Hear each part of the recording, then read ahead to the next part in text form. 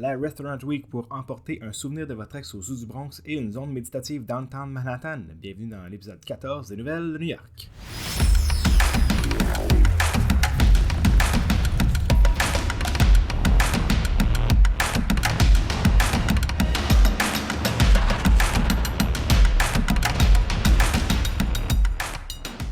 Bonjour, salut tout le monde, bienvenue dans l'épisode 14 des Nouvelles de New York.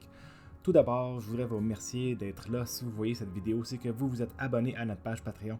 Et ça nous aide beaucoup, ça nous encourage beaucoup pour la suite des choses, pour les prochaines vidéos, comme je vous le disais à chacune des vidéos en 2021. Aussitôt que c'est possible de retourner à New York, nous allons y retourner et faire des vidéos sur place. Entre-temps, je vous rappelle qu'il y a un épisode de Découvrir New York qui va sortir la semaine prochaine.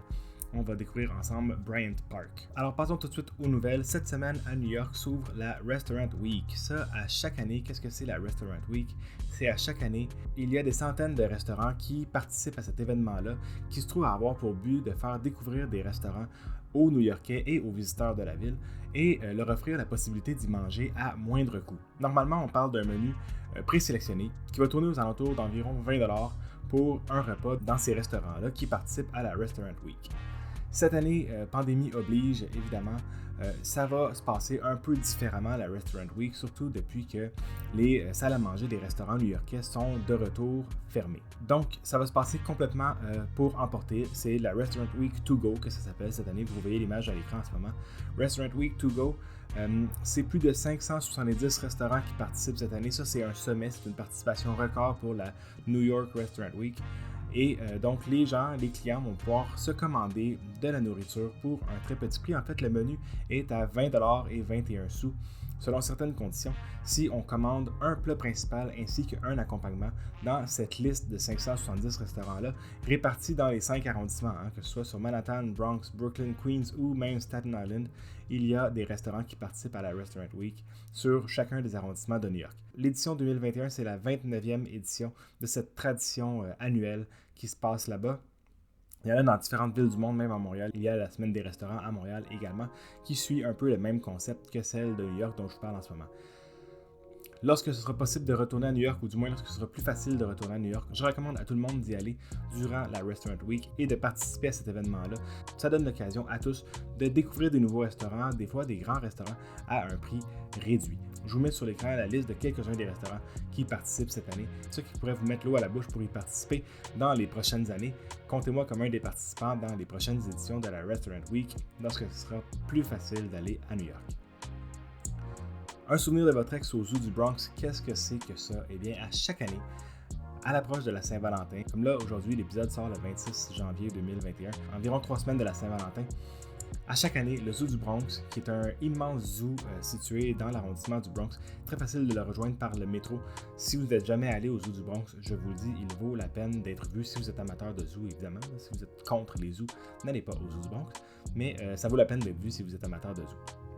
Donc, chaque année, un peu avant la Saint-Valentin, le Zoo du Bronx offre à quiconque veut le faire de nommer une espèce qui est au Zoo du Bronx en l'honneur d'une personne aimée ou d'une ancienne personne aimée. Et on parle ici d'une espèce qui s'appelle une coquerelle. Pourquoi une coquerelle? On dit que les coquerelles ne meurent pas, donc l'amour ne meurt pas. Des fois. Des fois, ça va moins bien et c'est ainsi que les gens peuvent nommer une coquerelle en l'honneur d'un être aimé ou en l'honneur d'un ancien être aimé, en échange d'un don de 15$. Donc pour 15$, ce que ça fait, c'est que vous pouvez nommer une coquerelle au nom de votre choix et vous allez recevoir un certificat électronique confirmant, authentifiant le nouveau nom de la coquerelle que vous avez nommée, la coquerelle du Zoo du Bronx. Ce certificat-là, évidemment, vous pouvez le partager à la personne aimée ou à la personne anciennement aimée. Le Zoo du Bronx n'est pas responsable des réactions négatives que pourrait avoir cet envoi-là.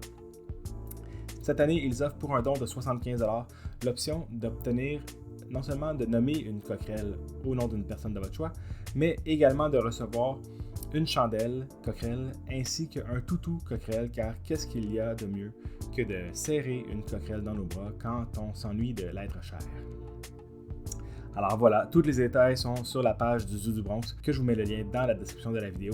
Si jamais ça vous intéresse, vous pouvez y aller directement et aller participer à cet événement un peu particulier en ligne sur le Zoo du Bronx. Une zone méditative dans Downtown Manhattan. C'est tout nouveau, c'est quelque chose qui va être là pendant quelques jours seulement. Donc là, je vous en parle parce que je trouve ça vraiment intéressant, mais c'est disponible seulement jusqu'au 31 janvier. Donc les chances que vous puissiez y aller sont assez minces.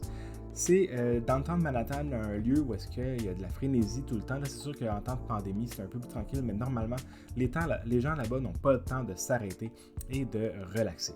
Donc là, il y a une installation dans Brookfield Place. Je vous mets des images à l'écran de Brookfield Place. C'est un immeuble qui est situé juste en face du complexe du World Trade Center. En fait, il fait partie du World Financial Center, le Brookfield Place. Et à l'intérieur de ça, on a installé une zone méditative, une zone de relaxation. Mais ce n'est pas une zone méditative comme on a des images dans notre tête parfois à l'occasion. Les jambes croisées, les mains pointées sur les genoux. C'est une zone où est-ce qu'il y a des tabourets. Vous entrez dans une pièce, il y a des tabourets. En respectant la distanciation physique, on est en temps de pandémie, on n'oublie pas ça. Et on peut accueillir jusqu'à 4 personnes à la fois dans cette zone-là. Qu'est-ce qui se passe dans la zone méditative? Eh bien, pendant une période de 15 minutes, vous êtes assis sur le tabouret et autour de vous, il y a des murs qui sont éclairés avec des lumières vives. Là, vous voyez à l'écran, ça ressemble un peu à quoi? Et non seulement les murs sont éclairés avec des couleurs vives, il y a également une musique qui traverse les haut-parleurs dans la pièce et des mots qui sont prononcés dans ces haut-parleurs-là, une narration également prononcée dans ces haut-parleurs-là. De plus, il y a des mots qui défileront sur les murs pour entrer dans une zone méditative. Ça a pour but de se connecter sur des émotions positives, de retirer les émotions négatives et évidemment, là, pendant cette pandémie-là, depuis la dernière année, ça a été très difficile pour les New-Yorkais. Je vous le rappelais dans certains épisodes que le printemps 2020 a été très difficile pour les New-Yorkais. La crise était complètement hors de contrôle. Ça va un peu mieux évidemment maintenant, mais ça a été difficile aussi à l'entour du monde et donc c'est pour ça que ça a été installé là, pour permettre aux gens de New York d'aller relaxer, d'aller retirer des émotions négatives et ainsi ressortir de là en étant plus serein. Donc c'est un moment à prendre pour soi et ça a aussi pour but de se rappeler que les mots qu'on utilise quand on se parle à nous-mêmes sont importants. Donc le but c'est de ressortir de là avec une nouvelle ligne de pensée un petit peu, en tout cas de se sentir bien en sortant de cette expérience-là. Alors ça c'est ce qui faisait le tour pour les nouvelles que je voulais vous parler cette semaine. Je vais vous laisser sur des images du gorille de Hudson Yards. J'en avais parlé dans un article sur le site. On a installé un gorille de 5000 livres à Hudson Yards qui avait pour but d'attirer le regard de surtout des enfants, mais qui a évidemment attiré énormément de gens à aller le visiter. Je vous mets des images à l'écran et cette semaine, il y a eu une installation, un arrangement floral qui a été installé sur le gorille de Hudson Yards qui lui va être là jusqu'en avril 2021, donc pour encore quelques mois. Cette semaine, il y a un arrangement floral qui a été installé dessus et c'était directement dédié aux enfants pour leur rendre un peu hommage, qui eux aussi, les enfants, l'ont eu difficile dans la dernière année, notamment avec la fermeture des écoles, la réouverture des écoles et les mesures qui les affectent directement les enfants new-yorkais. Donc, on a installé cet arrangement floral-là, qui évidemment ne va pas durer jusqu'au mois d'avril, mais qui est là pendant un certain temps. D'ici là, on se retrouve la semaine prochaine pour d'autres nouvelles de New York. Salut!